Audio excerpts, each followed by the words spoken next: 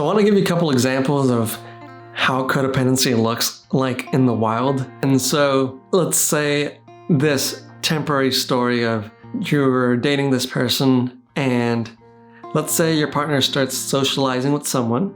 You might start to think, see, they don't love me. This means my partner's going to leave me. Then you start to overthink and getting all heartbroken.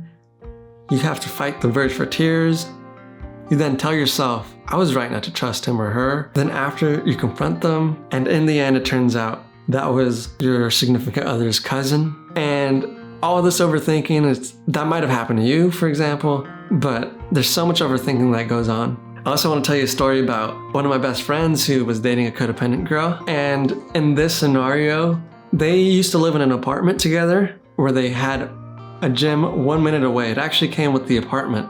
What's interesting is that one day both of them decided to go to the gym and work out together. So after 20 minutes, his girlfriend said, all right, I'm done, and just was ready to go home. And before she went home, she actually went to her boyfriend. She was like, hey, I'm ready to go home. And he's like, all right, I'll see you later. I'm gonna stay here for another hour or so. And she says, it's okay, I'll wait for you. So my friend, he's like, you should just go home. The house is 1 minute away.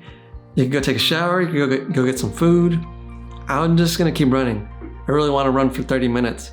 And she says, it's okay, I'll wait. And so she sits right across from him and just stares at him running. My best friend, he just started running, right? And he didn't know what to do. He just felt so awkward and so guilty that she was waiting for him.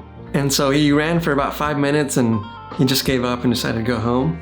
So the issue with that is that there's so many other things she could have done.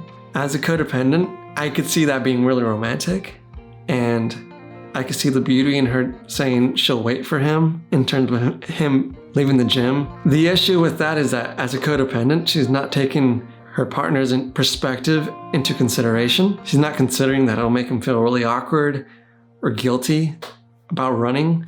So the issue here is that she was approaching the relationship as a consumer. She really wanted a connection enough to where she just wanted to wait for him. So it seems a little bit cute from her perspective, but you can see the neediness of needing connection and attention. So that's one example. One example for me, since I'm codependent, is I once dated a girl who's vegan, and I actually almost went full-on vegan for the whole time, and I hated it. There was so much pressure, and she didn't ask me to do that, but I tried going vegan because I thought she would like me more. It's these little unnecessary things that are the codependent in us.